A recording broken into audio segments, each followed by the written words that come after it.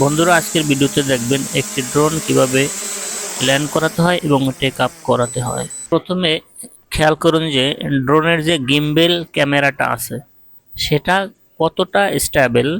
যে আমি দেখেন ড্রোনটা হাত দিয়ে বিভিন্ন অ্যাঙ্গেলে ঘুরাচ্ছি। যদি মনে করেন এটা ঘুরানো দেখানোর কারণ একটাই যে যদি অনেক বাতাস হয়, যে বাতাসের ভিতর আপনি ড্রোনটা উড়াচ্ছেন, মানে হঠাৎ করে বাতাসটা শুরু হয়েছে, আপনি যখন ড্রোনটা উড়াইছেন উপরে উঠাইছেন তখন বাতাস ছিল না, কিন্তু হঠাৎ করে বাতাস শুরু হয়েছে, সেক্ষেত্রে কি আপনার ড্রোন সমস্যা হবে কিনা বা ক্যামেরার ভিডিও ঠিক আসবে কিনা সেটাই দেখাচ্ছি। আসলে কিন্তু আহ, খুবই স্টেবল, যে কারণে আপনার ওই সমস্যার সম্মুখীন হবেন না। দেখেন আমি ক্যামেরাটা কিন্তু খুব রকমের নাড়াচ্ছি ড্রোনটা, কিন্তু ক্যামেরা কিন্তু ঠিক একই বরাবর আছে। এই যে দেখেন ডান করছি বাম করছি কিন্তু ক্যামেরা কিন্তু নড়ছে না, যে কারণে আপনার ছবি বা ভিডিও আপনি যেটা করবেন সেটা কিন্তু কাঁপবে না, আপনার ভিডিও ঠিকই হয়ে যাবে। দেখেন খুবই স্টেবল একটা ড্রোন। আমি কিন্তু খুব স্পিডে নাড়াচ্ছি।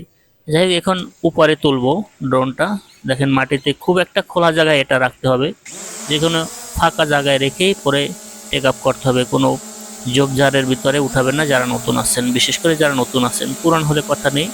তো আমি বেশ কিছুদিন ধরে কিন্তু এটা উড়াচ্ছি, যে কারণে আমার বেশি একটা খোলা জায়গায় যেতে হয়নি।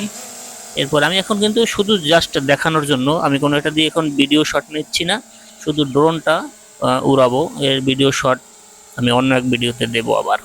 এরপর খানিকটা আমি আশেপাশে এই যে গাছের নিচেই কিন্তু আমি উড়াচ্ছি। যারা নতুন আছেন তারা কিন্তু এই ভুলটা করবেন না, গাছের নিচে বা কারেন্টের তার বা কোনো ঝোপঝাড়, মানে কোনো স্বল্প জায়গায় উড়ানোর চেষ্টা করবেন না। যারা নতুন আছেন ফাঁকা মাঠে খোলামেলা জায়গায় ড্রোন উড়াবেন।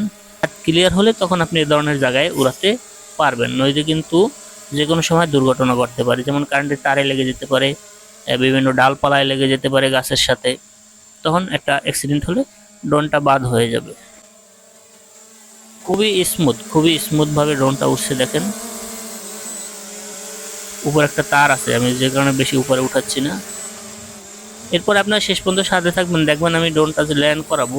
তো এটা দুই প্রকারে ল্যান্ড করানো যায়। অনেক সময় এই যে ড্রোনটা আপনার হাতের কাছে নিয়ে আসবেন, এসে ড্রোনের নিচ দিয়ে ধরে ড্রোনটা জাস্ট যেভাবে আছে এখন যেভাবে আছে জাস্ট ধরে উল্টিয়ে ফেলবেন। হাত দিয়ে উল্টিয়ে ফেলার সাথে সাথে ওটা প্রপেলারগুলা বন্ধ হয়ে যায়, মানে ড্রোনটা চলা বন্ধ হয়ে যায়। আর যদি আপনি হাতে ল্যান্ড না করান, চাইলে পাকার উপর মাটি, মানে সমান্তরাল কোনো জায়গায়ও ল্যান্ড করাতে পারবেন। দেখেন সেক্ষেত্রে আস্তে আস্তে নিচে নামতে হবে এবং ল্যান্ড করে দিতে হবে।